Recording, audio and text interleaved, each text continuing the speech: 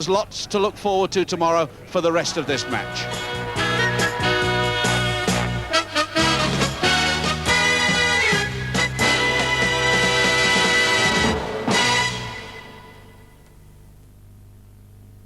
And the coverage of that two-day international athletics event will conclude in Grandstand tomorrow, which also includes the final of the international tennis from Eastbourne, motor racing from Silverstone and racing from Ascot.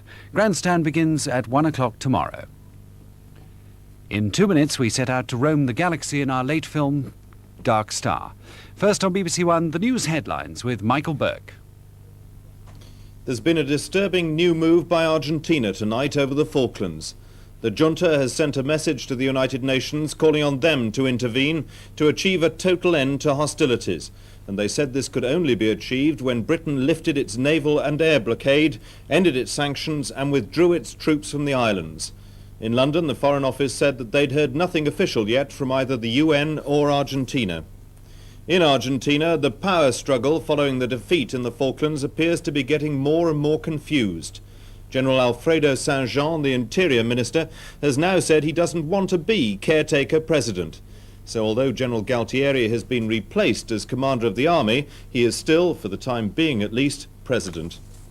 The converted liner Canberra has set sail from the Falklands for the Argentine port of Puerto Madryn, with more than 4,000 Argentine prisoners on board. Both she and the Norland have been granted safe passage by Argentina to carry home almost half the 11,000 prisoners captured on the Falklands. Prince Andrew, a helicopter pilot with the task force, has been talking about his experiences in the Falklands. He told of how he confronted danger acting as a decoy for Exocet missiles at the time the destroyer Sheffield was hit. But he said his most horrific experience was the moment when he saw the Atlantic conveyor hit by a missile. And we've just been receiving pictures from the Falklands covering the period in San Carlos Bay and before the capture of Port Stanley. Nicholas Witchell has been looking at these early pictures. San Carlos water 3 weeks ago, and as at Bluff Cove later, the small logistic landing ships were playing a vital role.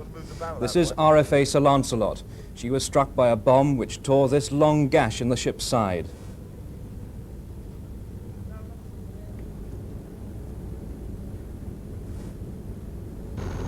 Elsewhere, the only Chinook helicopter to be saved from the Atlantic conveyor. It was in service, taking large quantities of stores to the troops ashore.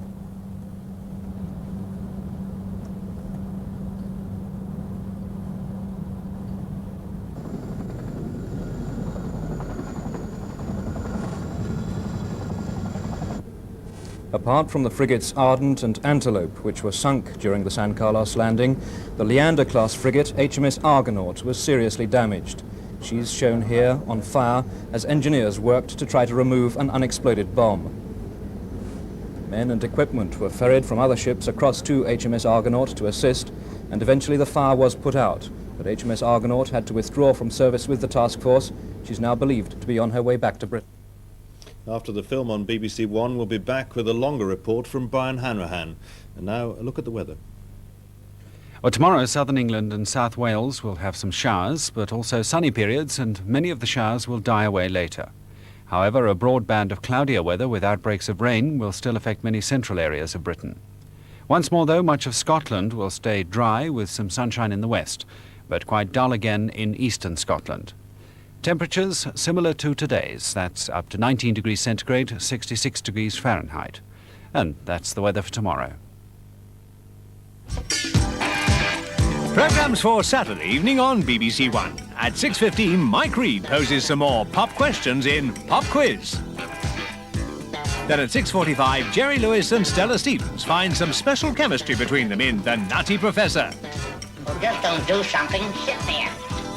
At 8:30, the Val Doonican Music Show.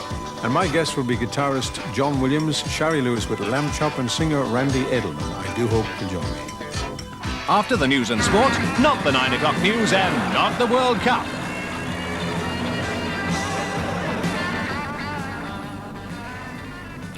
Well, that's something you don't see every day.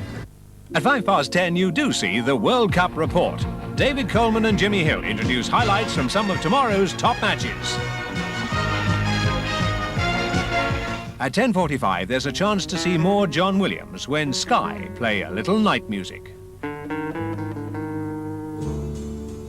At 11:20, Eli Wallach lends a generous hand to Terence Hill in Revenge in El Paso. Money corrupts, man. It softens it. So to keep you young and pure, I think I'll take everything. You'll thank me for this someday. That's the lineup for programs tomorrow night on BBC1. On BBC Two now, it's semi-finals time with highlights from today's International Tennis Championships from Eastbourne. Here on BBC One now, we come to our late film, which we'd like to point out does include some sequences of flickering lights which may be disturbing to some people. It's a space comedy which takes us through into the small hours of Saturday morning and which poses the question, what do you do when there's an alien in your elevator shaft and a talking bomb vocally intent on self-destruction? Dark Star.